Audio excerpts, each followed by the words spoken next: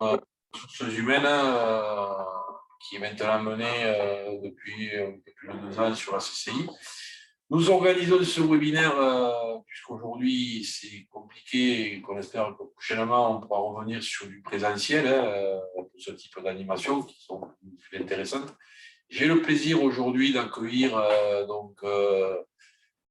j'ai le plaisir d'accueillir aujourd'hui Madame Anne-Laure Marin, Maggie Goujouma, Madame Fournier. On aura en distanciel Madame Caroline Casi, directrice de Facero, qui n'a pas pu être là, mais qui participera par rapport à une enquête qui est menée dans le cadre de la CCI avec l'association Facero sur le volet RSE. Donc, sur ce webinaire sur la RSE, les outils et tout ce que ça peut apporter au niveau des entreprises. Donc, il faut savoir que cette action rentre dans le cadre de l'offre solution. L'offre solution, c'est une offre des chambres de commerce nationales qui se décline en région et par département. Donc, cette offre est à 3 niveaux. Nous avons des actions individuelles à mener, du collectif, d'où ce webinaire aujourd'hui, puisque nous ne pouvons pas faire de présentiel pour le moment, et des diagnostics en ressources humaines pour lesquels nous sommes à disposition derrière. Donc, je ne vais pas monopoliser la parole par rapport à ça. Je vais donc la passer à notre première interlocutrice, Madame Anne-Laure Morin du cabinet Aquila, qui est le cabinet spécialisé en RSE et en gestion de projet, qui va vous prendre et vous expliquer sa mission. Voilà.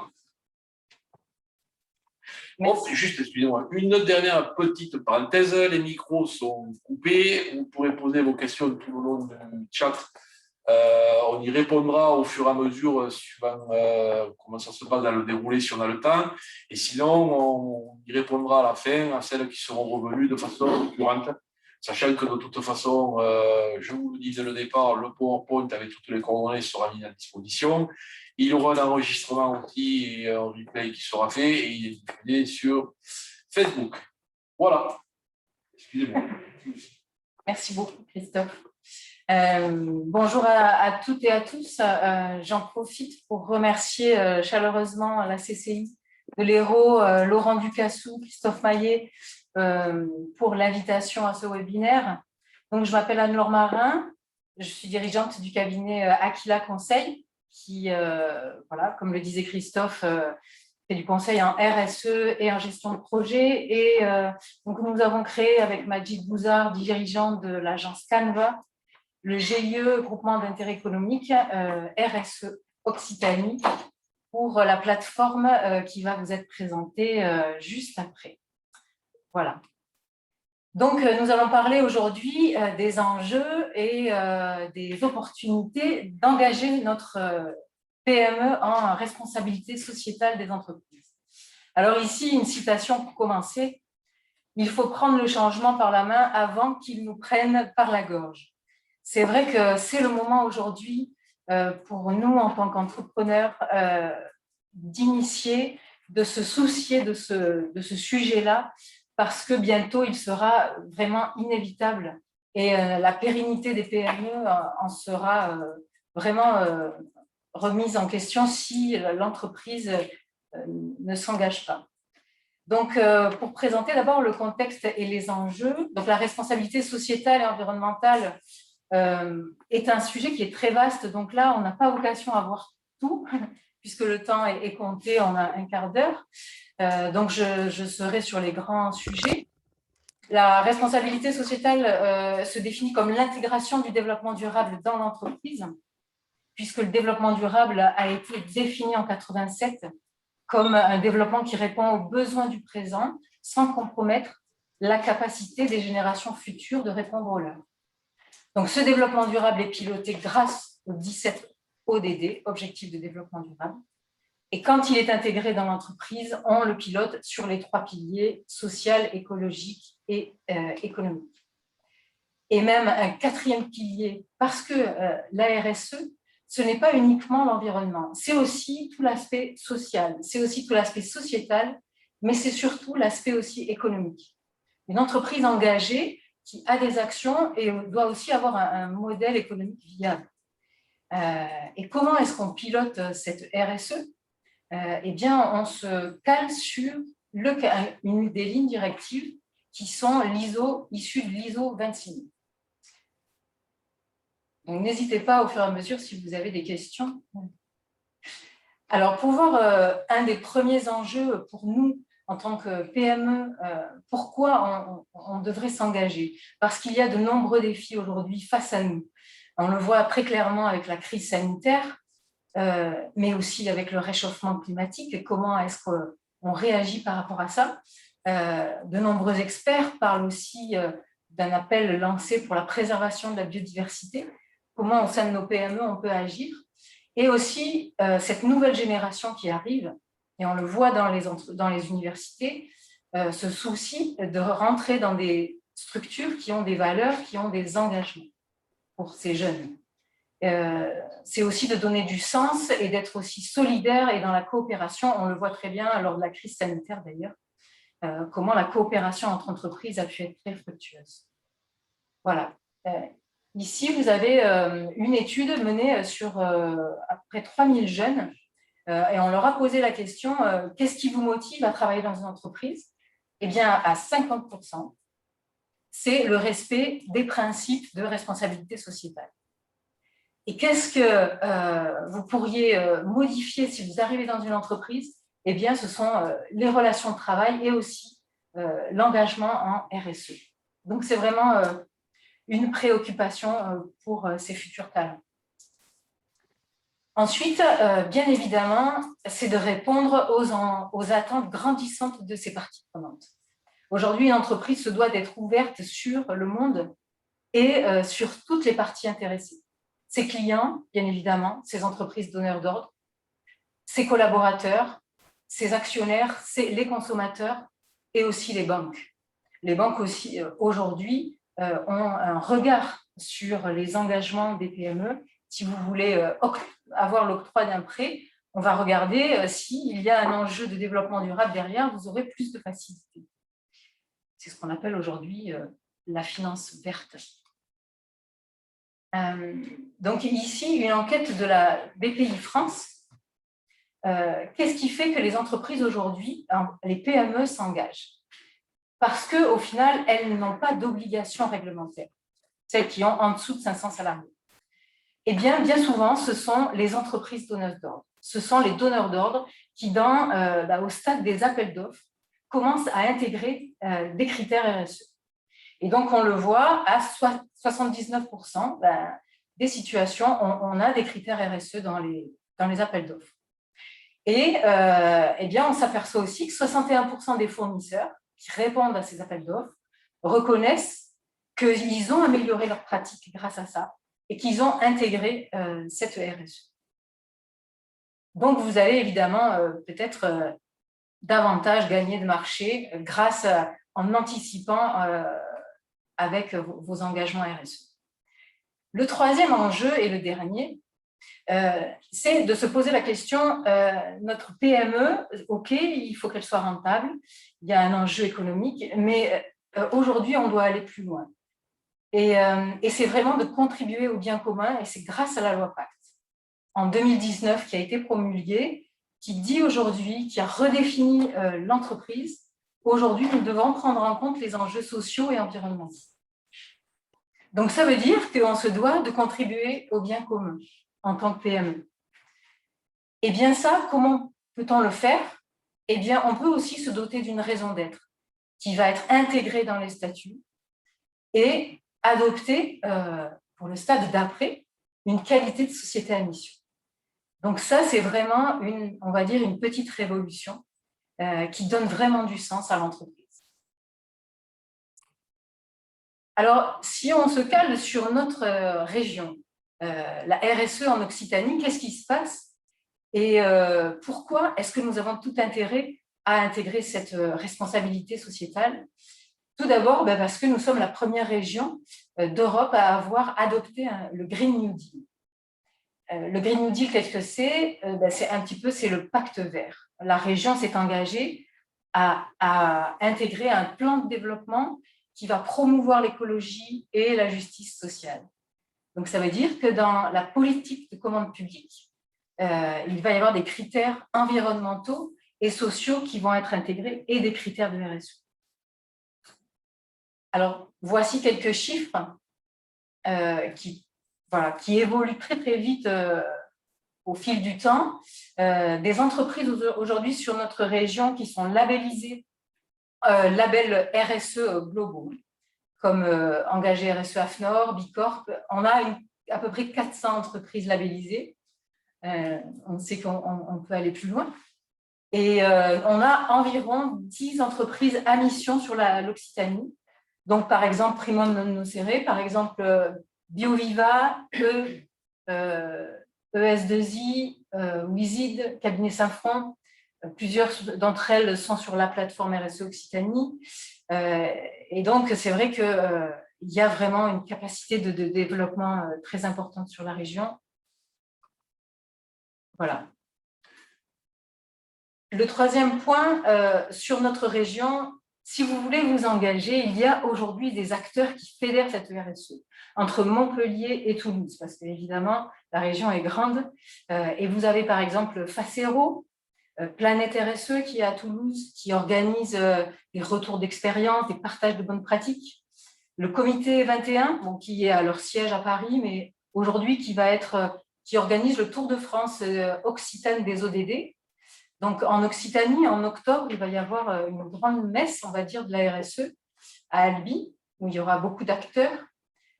Notre collectif, évidemment, RSE Occitanie, qui est en train de grandir et qui a vocation à réaliser du présentiel pour partager les bonnes pratiques. Et aussi, ce qui est très important, c'est cette direction de la commande publique Occitanie, qui est en train vraiment de faire un travail spécifique sur la RSE et d'intégrer sur les marchés notifiés, on le voit, 30% de marchés notifiés comprennent une clause sociale, 35% des marchés notifiés comprennent une clause environnementale. Voilà. Donc ça, c'est vraiment une preuve qu'un grand mouvement est en cours. Donc, voilà. Quelles sont les raisons pour vous de vous engager aussi aujourd'hui en responsabilité sociétale? Madame Fournier sera aussi vraiment un bel exemple des raisons. Il y a beaucoup de raisons. Tout d'abord, de développer de nouveaux business. C'est une opportunité de se poser des questions sur nos produits. Comment est-ce qu'on peut aussi innover en créant de nouveaux produits, puisqu'il y a de nouvelles attentes aujourd'hui en phase avec l'environnement. Et surtout, de créer une véritable marque employeur. Parce que plus vous vous engagez en RSE, et évidemment, vous allez intégrer, favoriser le bien-être au travail, favoriser l'égalité, la diversité. Et ça va créer vraiment du sens et vous allez effectivement attirer de nouveaux talents. Vous allez faire aussi des économies, même si une structuration d'une démarche RSE au début a des coûts, mais au final, si on regarde sur le long terme, il y a des économies réalisées, facture d'électricité, facture d'eau par exemple, et vous allez bien sûr accroître votre performance et pouvoir créer aussi de nouveaux partenariats. Parce qu'évidemment, quand on s'engage en RSE, on a envie de travailler avec d'autres entreprises qui le sont aussi. Donc, je vois des questions qui arrivent. Mais une dernière enquête de France Stratégie, il y a vraiment un gain, une étude a été réalisée, 13% de gain de performance sur tous les critères, pas uniquement performance économique, mais aussi critères sociaux, environnementaux, pour les entreprises qui s'engagent en RSE. Pour ensuite, comment faire? Parce que c'est bien beau, mais comment faire pour s'engager? Donc, c'est assez simple. Il suffit de démarrer par un diagnostic RSE. Donc, via un état des lieux de vos pratiques sociales et environnementales et sociétales.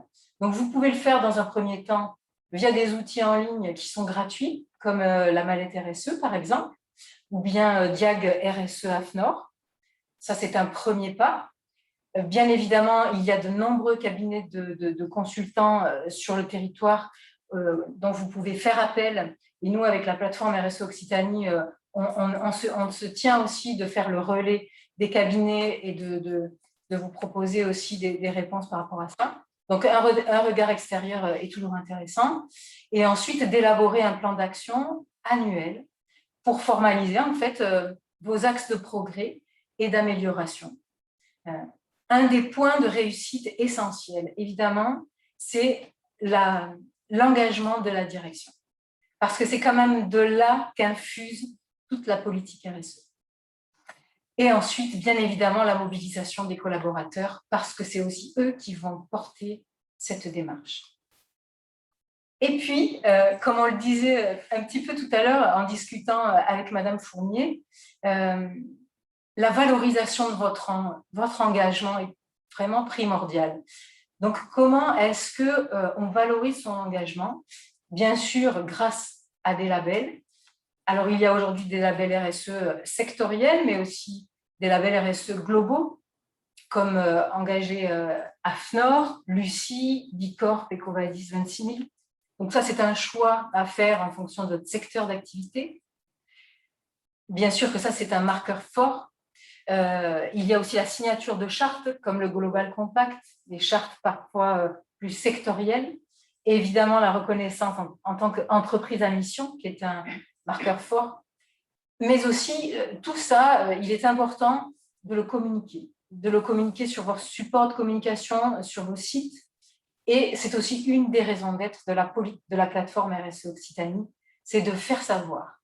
C'est beau de faire, mais de faire savoir, c'est aussi primordial. Et c'est aussi grâce à ça et que vous allez inspirer aussi d'autres PME et être inspirant et inspiré. Et puis, en dernier lieu, évidemment, tout ceci a un coût.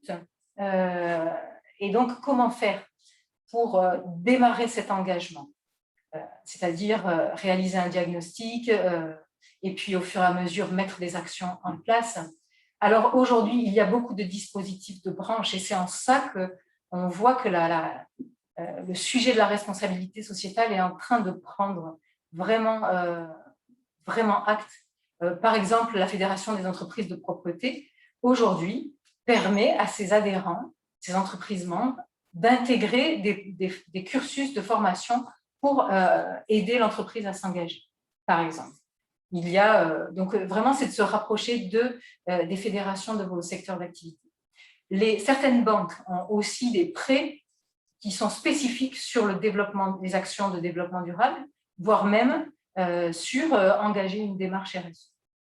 Les OPCO s'y sont mis également, l'AFDAS par exemple, ou Acto, vous pouvez avoir un cabinet conseil qui vient vous aider à engager la démarche RSE. Bien évidemment, les organisations professionnelles comme la CPME, le MEDEF, aujourd'hui ont des actions ponctuelles pour intégrer cette démarche. Et bien évidemment, l'ADEME, avec un dispositif qui s'appelle Tremplin Transition écologique. Vous avez en lien le dispositif, vous allez pouvoir y accéder et où vous aurez toutes les informations pour pouvoir financer cette démarche. Voilà.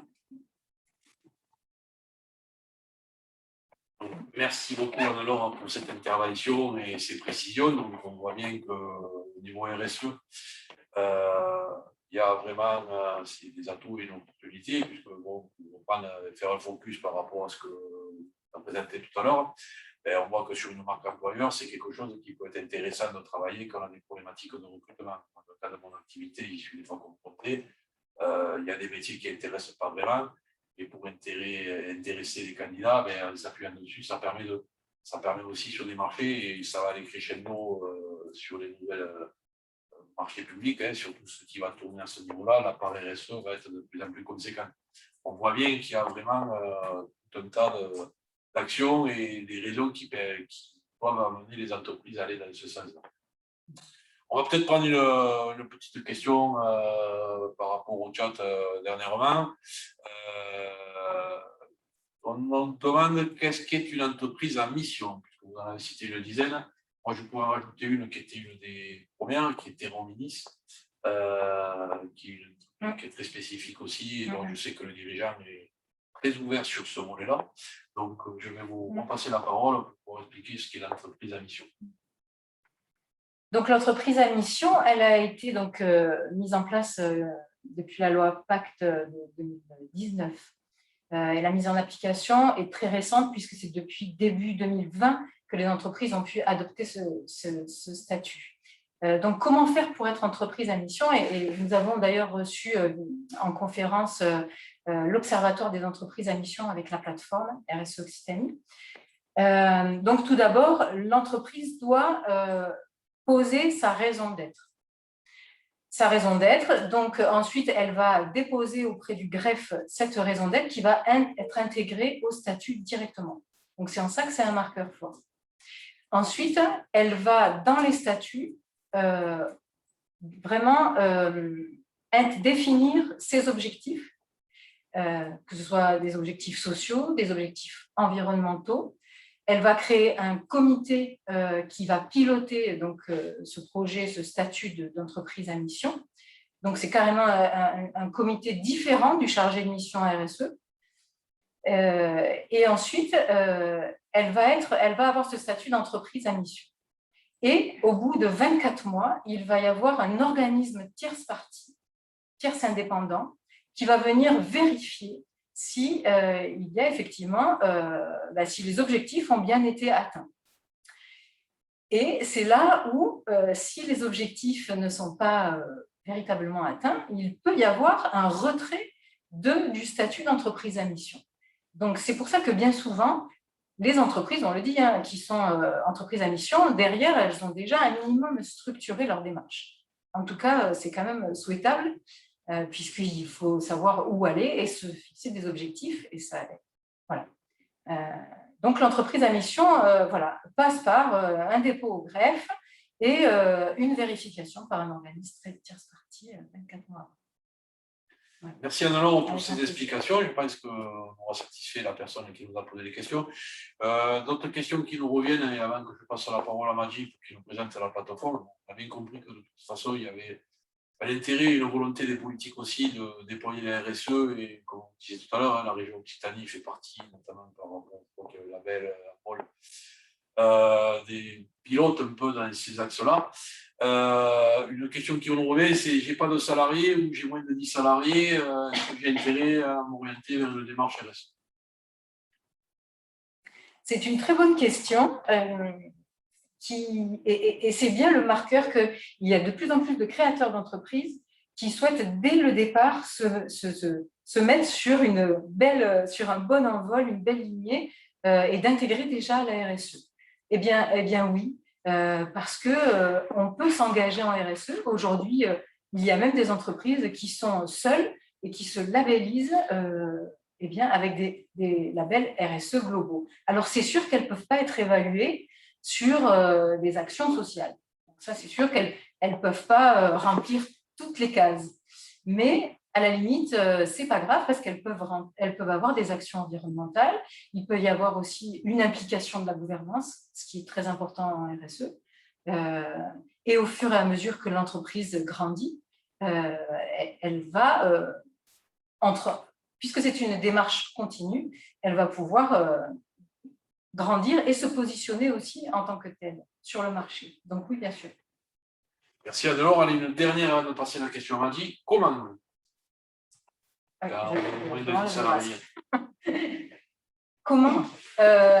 Comment s'engager, c'est ça? Oui, tout à fait. Comment s'engager? C'est un petit peu ce qui a été dit un peu plus haut. Il vous suffit de réaliser un état des lieux en phase avec, bien sûr, l'ISO 26000. Vous avez des outils comme la mallette RSE ou Diag RSE AFNOR. Vous allez répondre à des questions qui sont en phase avec l'ISO 26000 et vous allez voir votre niveau en fait, de maturité.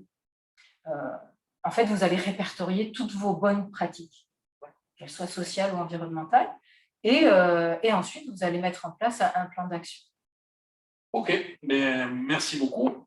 Donc, je vais passer maintenant la parole à Maggi qui représente la plateforme RSE avec Anne-Laure et qui est l'agence de communication Caneva.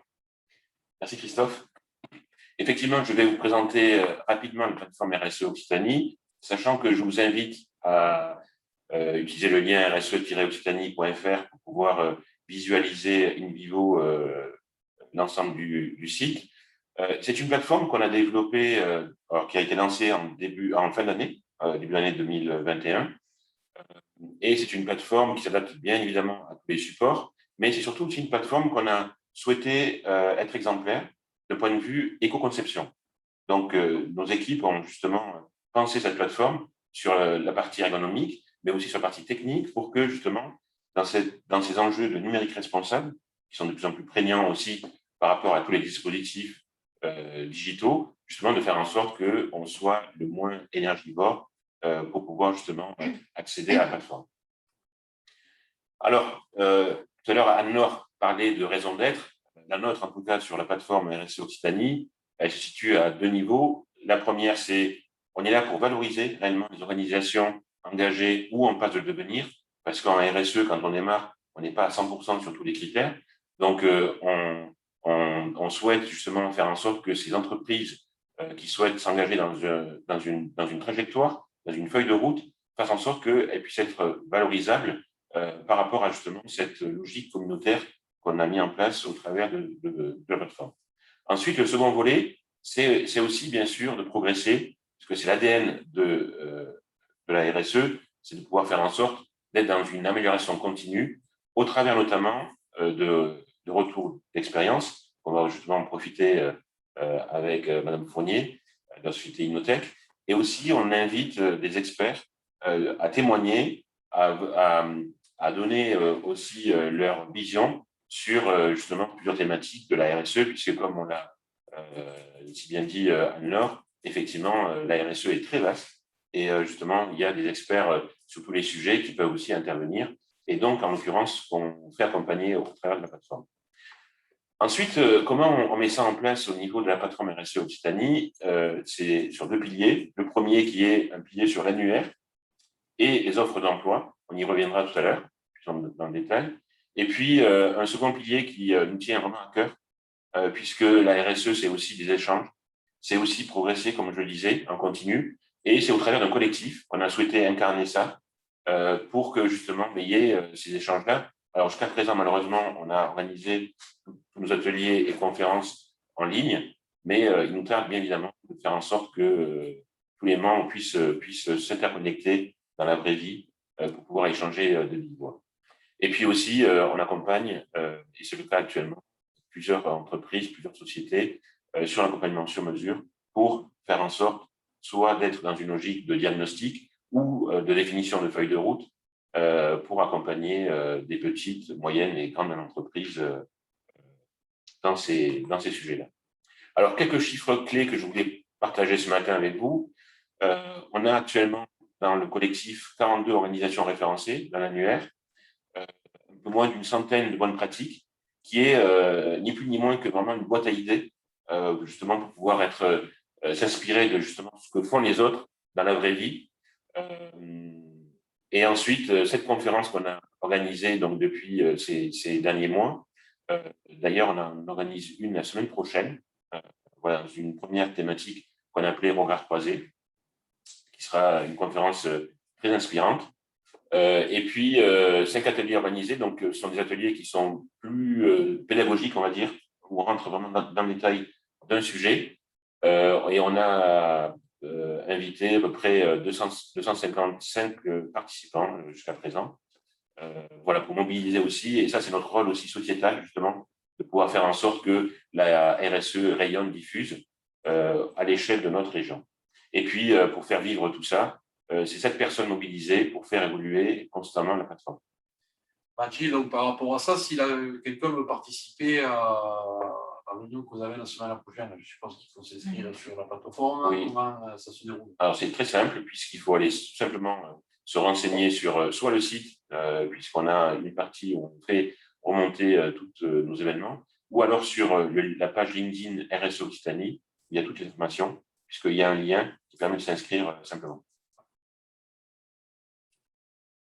Alors, justement, si on fait un rapide tour d'horizon de la plateforme, Donc, on a une page d'accueil. Là aussi, comme vous voyez, en fait, on souhaite mettre en valeur et valoriser justement les entreprises engagées.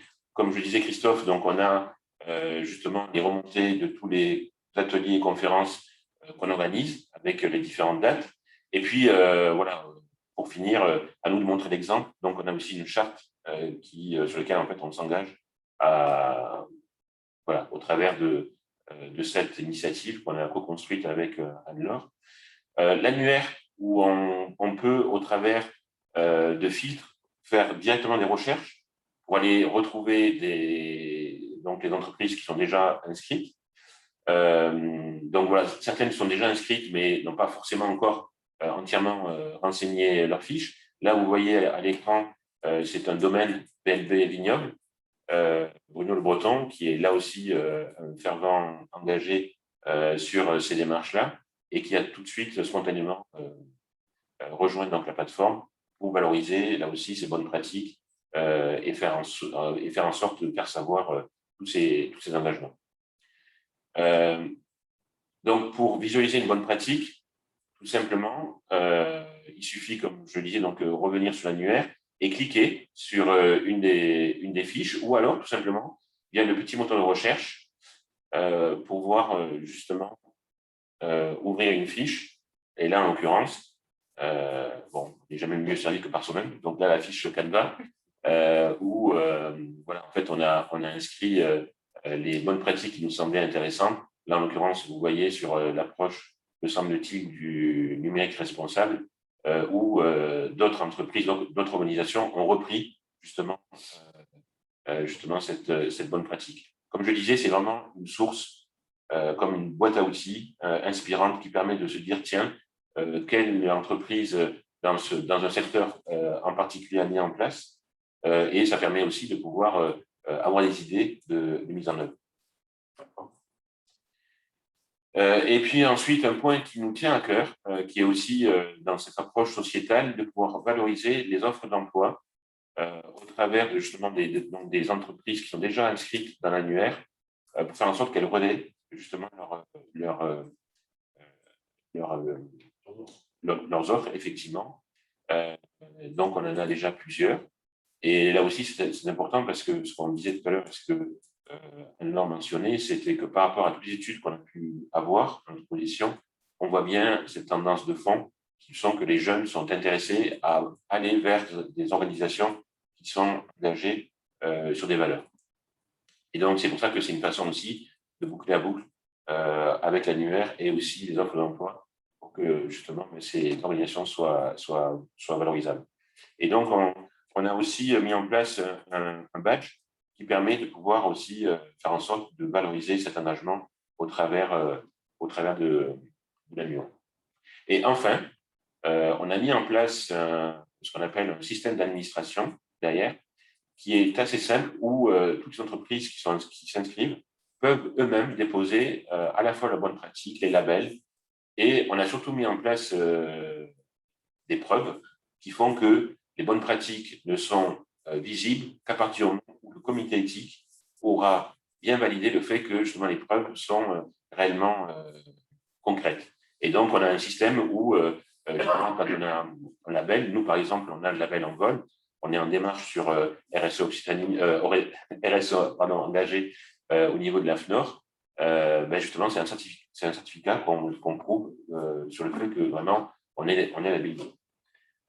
Merci Mathieu. Donc, si je reviens par rapport à l'intervention, donc en fait, l'entreprise peut s'autodéclarer sur cette plateforme, en fait, au départ, pour encourager quelque chose, parce que bon, par rapport à témoigner d'Anne-Laure et parce que Mme Fournier tout à l'heure, j'ai l'impression que beaucoup font en fait de la RSE sans le savoir. Le douter, c'est qu'après, il faut le formaliser, je pars de quoi. En fait, c'est partir d'un diagnostic, quel qu'il soit, pour faire un état des lieux, un instant T, et après formaliser quelque chose qui peut être plus ou moins formalisé, et vous me reprenez si je ne suis pas bien compris, et de plus ou moins formalisé en fonction du degré et du niveau qu'on veut atteindre et de la taille de l'entreprise. Absolument. Vous avez bien résumé tout ça, mais effectivement, beaucoup d'entreprises font de la RSE sans le savoir. Et justement, c'est d'en prendre conscience parce que ce qu'on disait tout à l'heure, justement, en discutant, c'est que quand c'est une activité qui est tellement incarnée par des dirigeants dans lequel, en fait, ça transpire de toutes ces valeurs, ben, quelquefois, naturellement, les choses se font et ça rentre effectivement dans des critères RSE qui peuvent être valorisables. Et est-ce que par rapport à ce que vous avez présenté, vous souhaitez rajouter des points particuliers? Oui, un dernier point sur nos partenaires, puisque on est là aussi et en partie grâce à eux. Donc, on a différents partenariats qu'on a mis en place avec le LABEX Entreprendre. Je te laisserai aussi Anne-Laure compléter si nécessaire, où on va accueillir une doctorante à la rentrée, puisque le LABEX Entreprendre est très actif sur toutes les thèses de recherche au niveau donc de la RSE et devient même vraiment un organe international donc à Montpellier et donc va nous aider à mettre en place des publications pour nos membres qui sont inscrits sur la plateforme. Ensuite, on parlait tout à l'heure de la finance verte, donc Banque Populaire du Sud, qui aussi nous accompagne depuis le début. La CCI de Hérault, qu'on a le plaisir aujourd'hui d'être accueilli. Le moment, qui est aussi, donc, où on accueille aussi des jeunes dans cette logique-là, et en fait, on a aussi des logiques d'études avec eux. Le comité 21, ça leur en faisait partie, en faisait référence, pardon. La maladie RSE face Hérault. Voilà, donc des partenariats qui se lient dans la durée, de manière à pouvoir justement continuer à accompagner justement cette offre de service qui, j'espère, fera en sorte de mobiliser un maximum d'acteurs, que ce soit des PME, mais aussi des associations, pardon, et même aussi des collectivités territoriales. Bon. Merci. Donc, juste une petite précision, c'est que nous, on utilise souvent des signes parce qu'on sait ce que c'est. Nos interlocuteurs n'ont pas forcément toutes ces connaissances-là. Donc, quand vous parlez du MoMA, quand vous parlez, c'est l'université. Oui, c'est ça. Voilà, Oui. c'est les services de l'université.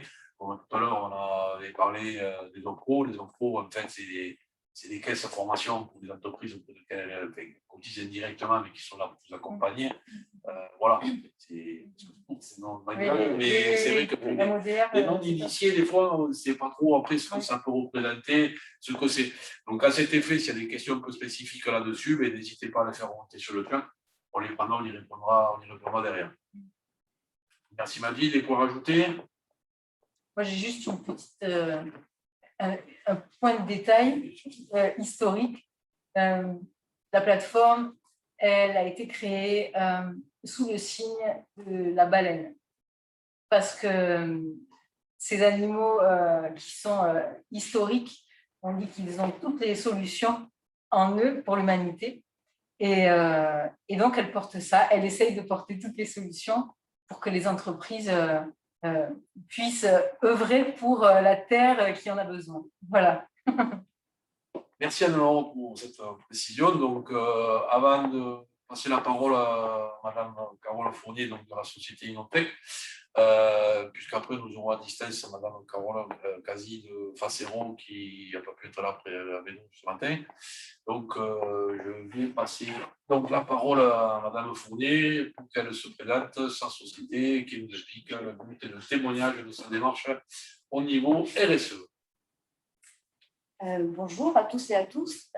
Merci déjà à Anne-Laure Marin et à la CCI pour cette invitation à apporter notre retour d'expérience. C'est déjà une forme de reconnaissance de notre engagement RSE. Donc, à Innotech, la RSE est partie intégrante de notre ADN, c'est-à-dire qu'elle est née en même temps que l'entreprise. Je le dis avec force, conviction, mais aussi avec humilité. Humilité parce que nous avons une activité qui nous sensibilise fortement à toutes ces responsabilités. Nous sommes fabricants français de cartouches laser remanufacturées. Notre métier consiste à collecter un déchet et à lui donner une seconde vie en l'intégrant dans notre process de fabrication. Quelques dates clés pour illustrer tout ça. Innotech est né en 1993 On est alors aux prémices de l'économie circulaire. Vous avez parlé tout à l'heure du développement durable qui est apparu en 1987. Donc, on est vraiment aux prémices de ces sujets-là.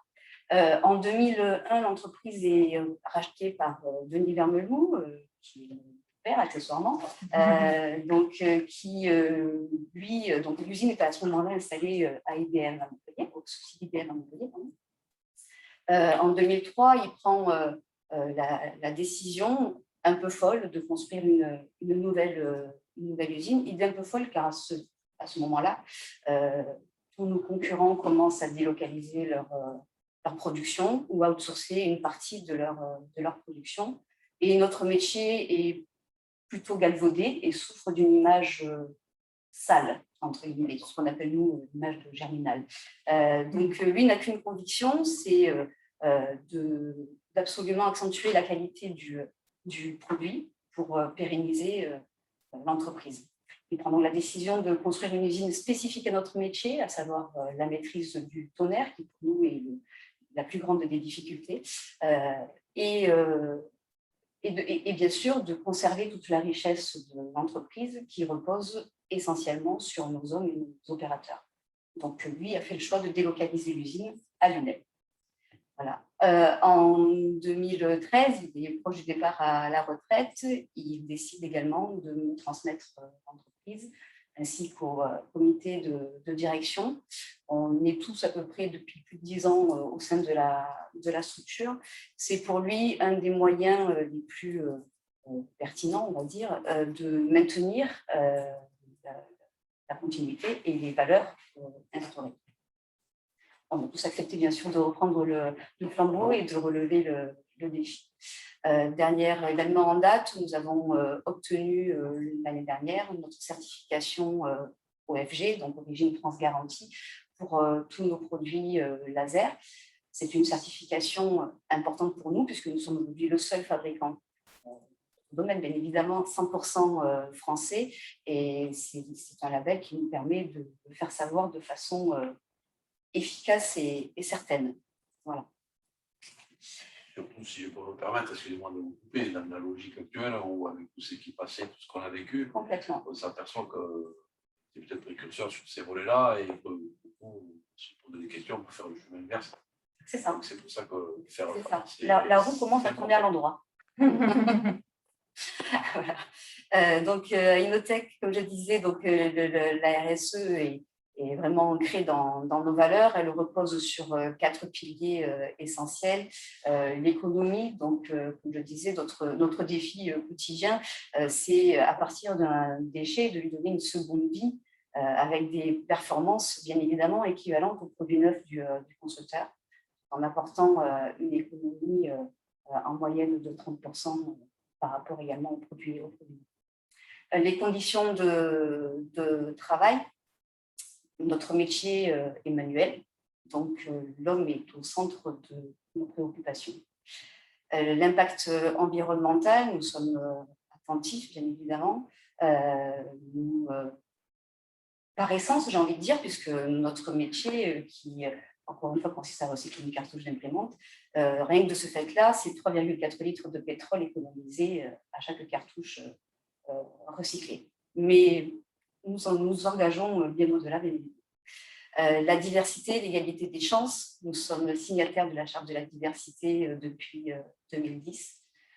Notre métier n'a pas d'école et donc nous avons le devoir de sensibiliser. Nous accueillons au sein de notre usine pour des visites des collégiens et des lycéens, par exemple. Parmi les actions que nous avons mis en place, la plus significative, bien évidemment, c'est la construction de d'autres usines, pour tout un tas de raisons. Encore une fois, c'est une usine spécifique qui est équipée d'un système d'aspiration du tonnerre, d'un système de recyclage de l'air et d'une pompe à chaleur, qui nous permet de faire des économies en termes de consommation d'énergie, qui permet également, notre système d'aspiration en tout cas, permet à nos opérateurs de travailler sans masque pour un plus grand confort. Ils ont également, lors de ce projet, participé à la conception de leur poste de travail et leurs conditions ont été validées par la CRAM. Je resitue juste le projet qui est en 2003. Donc, à cette époque-là, la RSE, on n'entend encore pas trop parler. Donc, on fait tous de la RSE sans le savoir. Voilà. Sur des actions plus qui parleront davantage à tous, j'ai envie de dire, c'est ce qui est intéressant aujourd'hui. Nous avons, par exemple, nous privilégions par exemple les achats et les partenaires locaux. Tous nos packagings sont fabriqués à 7. Donc, je confirme que les cartonniers de proximité ne sont pas forcément les plus chers. Voilà, donc c'est aussi une valeur chez nous de privilégier systématiquement les circuits les plus courts. En termes d'énergie, nous avons signé un contrat avec Enercop pour notre agence commerciale de Toulouse. Donc, Enercop est un fournisseur d'énergie verte organisé en coopérative. Nous avons formé 2 de nos salariés en tant que référents énergie, formation qui nous a été proposée par la CCI, par Christophe Fernic, qui fait un accompagnement remarquable à ce niveau-là, dans son domaine. En tout cas. Nous avons équipé notre usine d'ampoules LED, donc là aussi pour des économies d'énergie, mais aussi pour le confort de nos salariés. Dernièrement, nous avons par exemple fait évoluer nos emballages. Nous avons remplacé le papier bulle par du papier froissé à base de papier recyclé. Nous avons remplacé notre ruban adhésif plastique par du ruban adhésif Kraft. En tout et pour tout, c'est environ 1,5 tonne de déchets plastiques non recyclables économisés par an.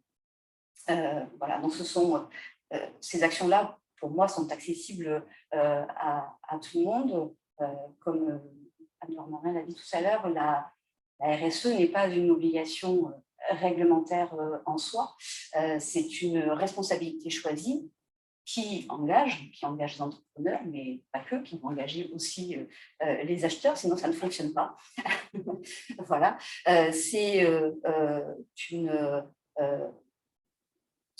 un engagement qui donne du sens à notre métier, du sens au métier de nos collaborateurs. Ça fidélise également nos collaborateurs, nos clients, nos fournisseurs. Ça apporte de la reconnaissance, de la valeur ajoutée à un produit, à un service. Et comme on en a parlé également, le contexte actuel, je dirais, est enfin en train de passer de l'effet marketing ou vitrine à vraiment des actions profondes, des remises en question sur la façon dont on travaille, dont on emploie, peu importe, ou dont on achète.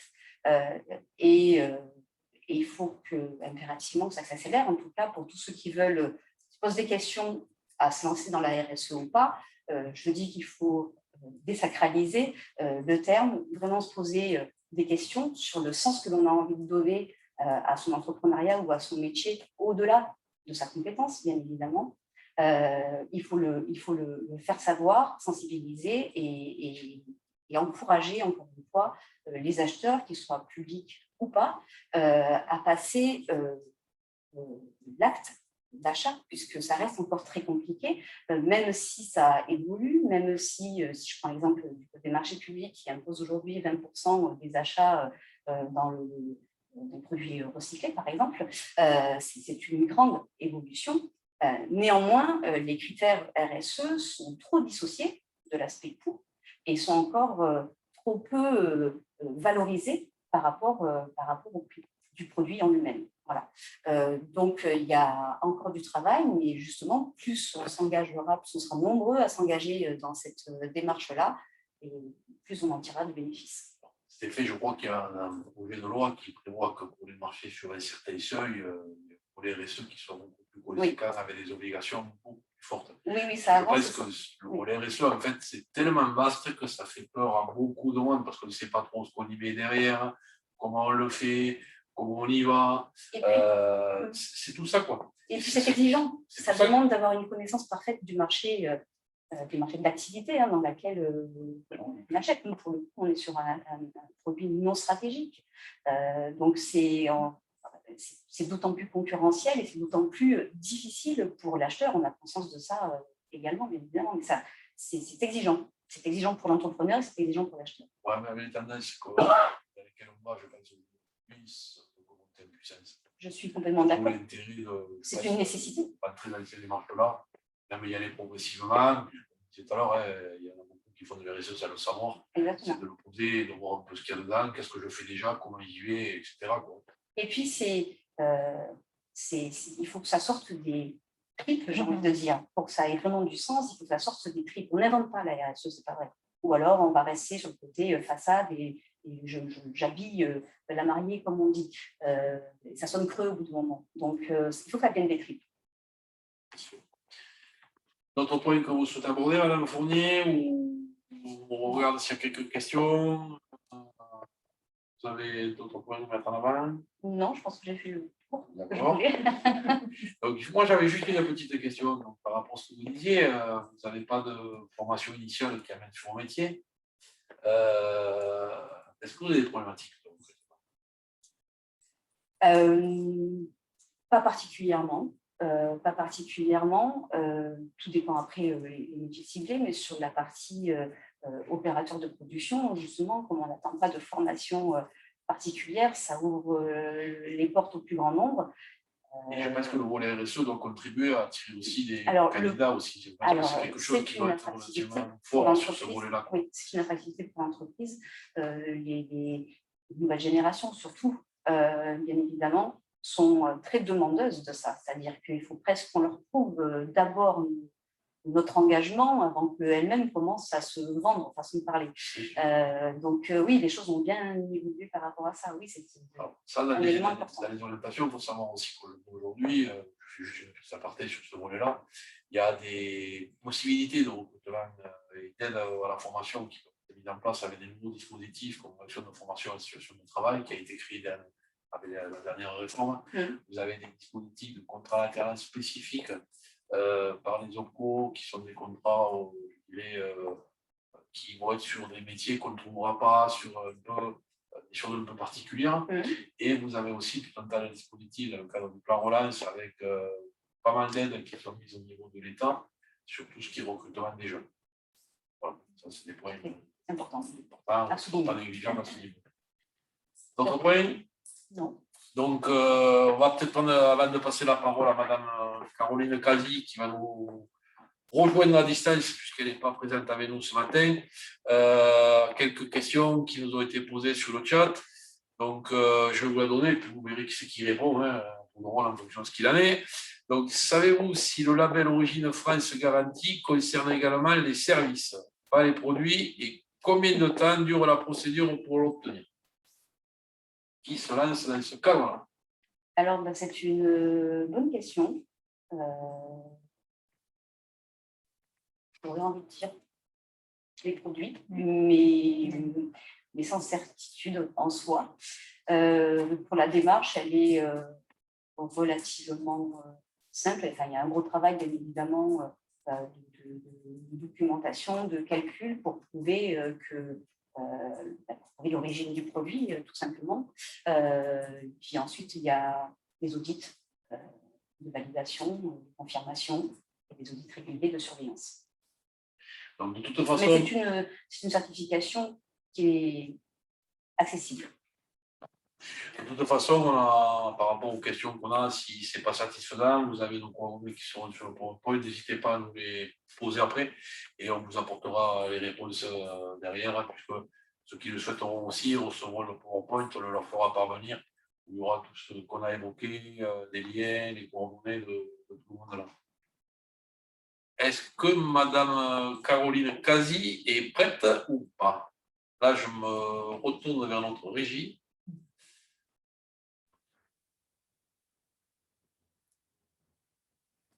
De mon côté, oui, je suis prête. Eh bien, nous aussi, on vous entend bien. Merci. Bienvenue de nous rejoindre sur cette matinale concernant la RSE. Donc, vous êtes la présidente de Facero. C'est dans le cadre d'une action qui a été menée en partenariat avec la CCI et Facero Concernant les enquêtes qui ont été faites, je crois que les résultats ne sont pas tout à fait sortis, mais vous allez nous parler de tout ça. Exactement. Donc, merci pour votre introduction. Merci aussi pour la qualité des échanges ce matin. C'est toujours passionnant d'échanger sur ces sujets de RSE. Je suis très heureuse de pouvoir, j'aurais préféré être avec vous en présentiel, mais je suis sur Béziers ce matin. Et donc, merci aussi à toutes les équipes techniques d'avoir rendu possible l'intervention à distance. Alors, moi, je suis donc Caroline Casi, je suis la directrice de Facero. Notre présidente, c'est Michel Tisser. J'ai le plaisir de participer à la commission des réseaux de la CCI Hérault, qui a effectivement réfléchi à la mise en place d'un baromètre qui est en cours et dont je vais vous parler aujourd'hui sur le plan du contenu, puisque, comme vous l'indiquiez, les résultats ne sont pas encore sortis. Excusez-moi, juste un premier point, parce que peut-être que toutes les personnes qui suivent ne savent pas ce que c'est Facero. Une petite présentation dessus et vous enchaînez. Parfait. Donc, Facero, c'est une association, loi 1901, qui est un groupement, dont les adhérents sont des entreprises, aujourd'hui représentant 400 entreprises mobilisées sur l'ensemble du territoire de l'Hérault, qui ont choisi de s'engager ensemble pour promouvoir la diversité et la RSE, et donc qui agissent sur le territoire à la fois entre elles pour améliorer les pratiques en entreprise, se sensibiliser, se former, s'accompagner sur les différents sujets, diversité RSE, mais aussi pour agir concrètement sur le territoire en matière d'emploi, d'éducation, d'accès à l'orientation professionnelle des plus jeunes et puis de médiation sociale pour les publics les plus éloignés. Très synthétiquement. Merci beaucoup. Et maintenant, Très bien. Donc, effectivement, la commission des réseaux de la CCI Hérault, vous la connaissez, elle regroupe 45 réseaux économiques sur le territoire. Elle est très active sur un certain nombre de sujets. Et son président, Grégory Blanc-Villain, a souhaité en 2020 que nous retenions en commun un sujet sur lequel nous pouvions travailler de manière décloisonnée, pas réseau par réseau, mais de manière décloisonnée et assez naturellement. C'est la question de la RSE qui est ressortie comme un sujet sur lequel beaucoup de réseaux travaillaient, parfois sur des sujets similaires et qui pouvaient être mutualisés pour avoir plus d'impact et plus d'enjeux. Donc, juste si on peut revenir, voilà, merci beaucoup. L'idée donc de ce groupe de travail RSE a deux objectifs. Le premier, c'est effectivement d'échanger sur les sujets que nous allons déployer chaque année pour voir lesquels nous pourrions porter ensemble, CJD, FCE, FAS par exemple, Leader, MEDEF, CPME par exemple, etc., pour pouvoir effectivement toucher plus de nos adhérents avec le temps que l'on a chacun, pouvoir aller plus loin dans les sujets et pouvoir avoir plus d'impact sur nos projets. Le second, effectivement, qui est ressorti, c'est la possibilité de proposer un baromètre RSE pour les TPE-PME. L'idée étant de poser à échéance régulière les mêmes questions au réseau économique de l'Hérault afin de pouvoir identifier les sujets des différentes thématiques RSE qui ont été abordées ce matin, celles qui sont les plus difficiles à déployer pour une entreprise et particulièrement pour une entreprise de l'Hérault, pour ensuite pouvoir voir sur le plan de la coopération des réseaux économiques quelles solutions pourraient être apportées, quels ateliers pourraient être apportés pour répondre aux difficultés que les entreprises pourraient rencontrer pour déployer tel ou tel projet. La thématique, vous voyez, est très complémentaire de ce qui vous a été présenté par Anne-Laure, notamment sur la plateforme RSE. L'idée, c'est d'apporter notre pierre en tant que réseau sur ce sujet-là en termes de coopération. Le baromètre, il est décomposé en 6 champs. Le travail qui a été fait, ça a été à la fois de repartir des outils d'autodiagnostic de la mallette RSE dont on vous a parlé également ce matin, mais aussi de travailler le vocabulaire pour que les vocables qui sont souvent utilisés quand on parle de RSE ne freinent pas les réponses et on le disait tout à l'heure, on fait de la RSE sans le savoir. Oui, quand on pilote son entreprise avec la conscience de de ce qui nous entoure et en ayant envie de faire les choses de manière responsable, souvent on fait de la RSE, on n'y met pas forcément ces mots-là parce que ça semble un peu abstrait. Donc l'idée du baromètre, c'est vraiment de poser des questions qui sont très liées au pilotage quotidien d'entreprise. Donc c'est pour ça que les 6 champs de questions vont être autour du pilotage et des relations humaines, de l'environnement et du développement local, des relations clients-fournisseurs et relations consommateurs. On a, comme on dit en recherche, vulgarisé, en tout cas simplifié les mots qui sont utilisés habituellement sur les sujets RSE pour permettre à chacun de se retrouver, de se reconnaître au travers de ce questionnaire qui a donc été lancé dans un premier temps sur le premier volet, pilotage et relations humaines, et qu'on a déployé sur l'année 2021 sur l'ensemble des champs. Et je pense que sur le slide suivant, vous devez avoir les premiers résultats. Donc, nous avons pour l'instant 143 répondants. On parlait du lien avec la recherche aussi tout à l'heure et le LABEX Entreprendre. Nous avons la chance d'avoir et Montpellier Recherche en Management et MBS qui ont travaillé avec nous sur le questionnaire et qui nous aident aussi à exploiter les résultats.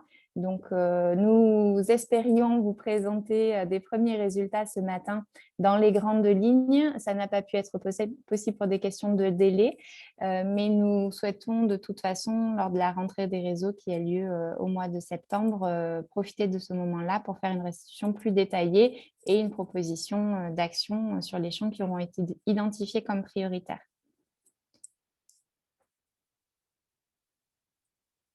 Donc, à votre disposition et pour répondre aux questions et pour relayer. Le questionnaire, il est à votre disposition sur les réseaux sociaux professionnels de l'ensemble des réseaux de la commission réseau et de la CCI. Et vous pouvez encore y répondre pour contribuer à cet état des lieux qui alimentera tous les sujets qui ont été abordés ce matin.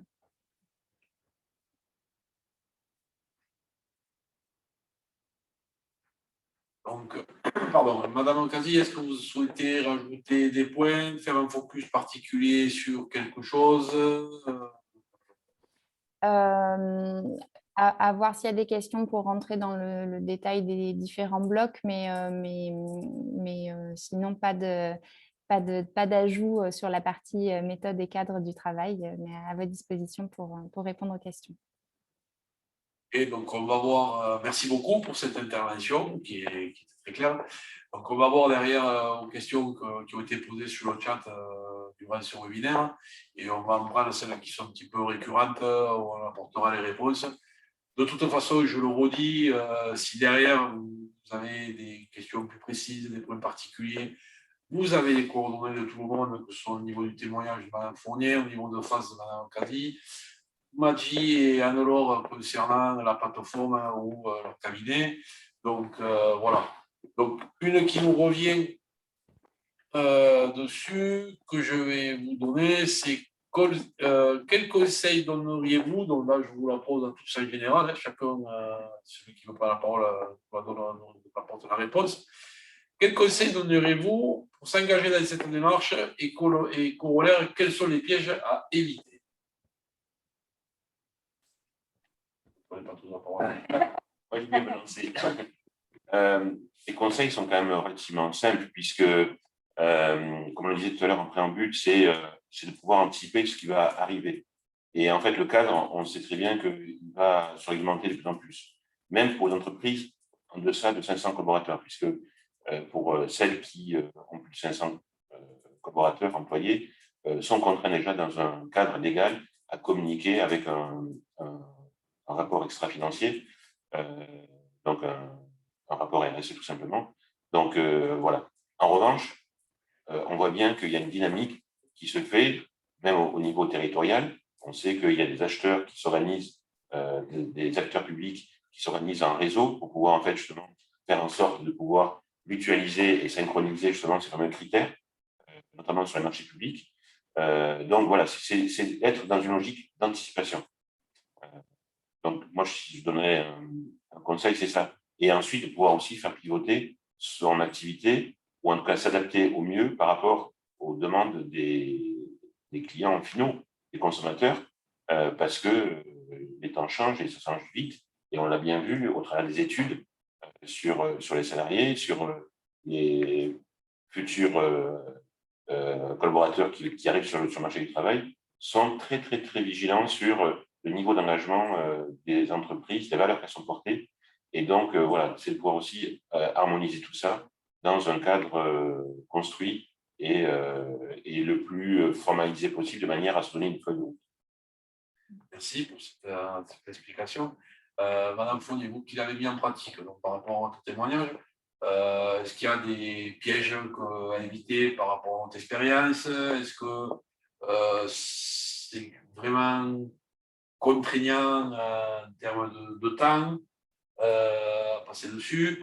Bon, sachant que les dividendes, on les a tous compris, hein, ça permet du recrutement, ça permet de se positionner sur des marchés, ça permet, par rapport à des fournisseurs ou des clients, de mettre en avant ces politiques-là et d'être après plus des entreprises exemplaires par rapport à ces démarches. Voilà quoi. Alors, des pièges à éviter, personnellement, j'en vois pas.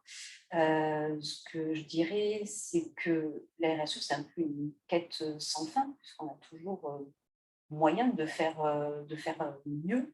Après, c'est une question d'équilibre par rapport à ce modèle économique aussi. Le temps que ça prend, tout dépend des actions qu'on met en place, c'est toujours pareil.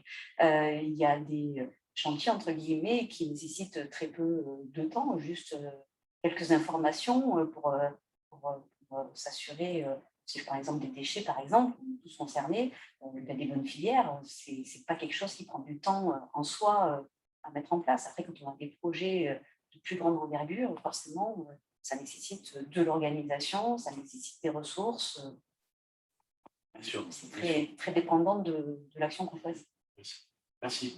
Oui, donc si on peut faire une petite synthèse, on s'aperçoit que c'est une amélioration continue. Après, chacun peut poser le cursus au niveau où il le veut et en fonction des contraintes qu'il peut avoir. Parce que c'est clair que sur certains marchés, c'est des critères qui vont compter de plus en plus. Donc l'entreprise qui va être positionnée essentiellement sur le marché public, sur les types de marchés publics, elle a une obligation, pour ainsi dire, à y rentrer dedans et à formaliser une politique RSE. La PME ou la TPE, ça peut être quelque chose qu'elle peut valoriser par rapport à sa clientèle, par rapport à ses collaborateurs, et le curseur ne sera pas forcément mis au même niveau. Voilà, c'est des points qui, je pense, aujourd'hui, il faut mettre en avant par rapport à ça, dans la logique dans laquelle on est, avec ce qu'on a vécu, avec où on va demain, avec tout ce qui se passe autour. On voit bien que c'est un sujet qui est récurrent et revenant sur plein de débats au jour d'aujourd'hui, quoi, et qui est même au cœur de la politique. Mais je dirais que l'idéal serait de le faire avant d'y être obligé. Pour se poser les bonnes questions, le mieux, c'est de ne pas attendre d'être obligé de le faire. Bien sûr, surtout comme vous disiez, il y a beaucoup de choses qui sont faites, qui ne sont pas formalisées. Et puis peut-être aussi par rapport à ce dialogue avec les parties prenantes qui est un pilier de la responsabilité sociétale. Quand vous faites un baromètre social, vous allez vite voir ce qu'attendent les collaborateurs et peut-être aussi de faire les choses pas à pas. Et c'est une démarche continue sur un certain nombre d'années et que chaque année, on avance petit à petit sans mettre 10 000 indicateurs parce que sinon, ce n'est pas gérable. Et de favoriser aussi peut-être la communication interne pour que chaque collaborateur connaisse bien la démarche de l'entreprise et que, comme le disait à chaque fois, ça m'avait marqué le dirigeant de la Maïf, qui est une entreprise à mission, il disait une entreprise qui a réussi sa démarche RSE, c'est quand chaque collaborateur est capable de transmettre le bon message.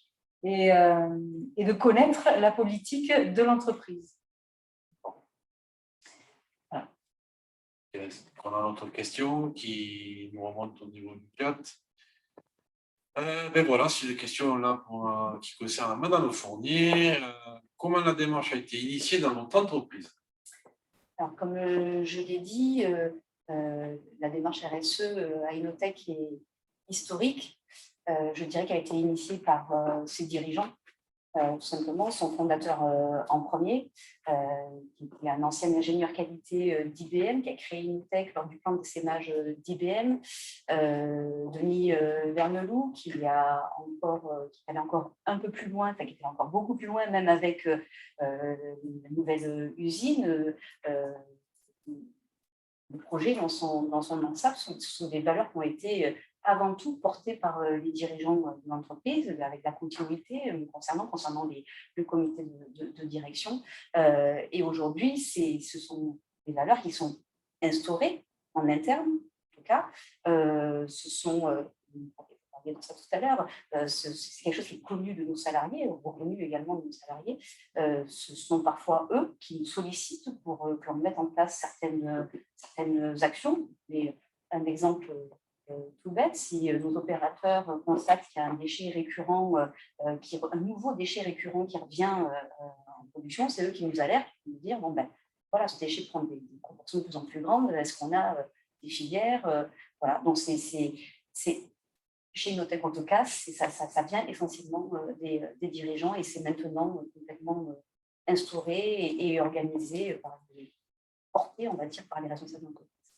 Oui, c'était aussi on a les gènes des dirigeants d'Innotech au départ par rapport à leur cursus, par rapport à leur profil. Et là où ça va être valorisant, c'est que quand vous voyez des collaborateurs qui aujourd'hui sont presque force de proposition, comme vous disiez, sur les déchets, ça veut dire que tout le monde adhère et est vraiment dans ces logiques-là. Et ce sera des porteurs de bonne parole demain par rapport à ça. Ok. Une autre question, là, ça va être pour Madame Kanzi, c'est où trouver le baromètre RSE de Facere?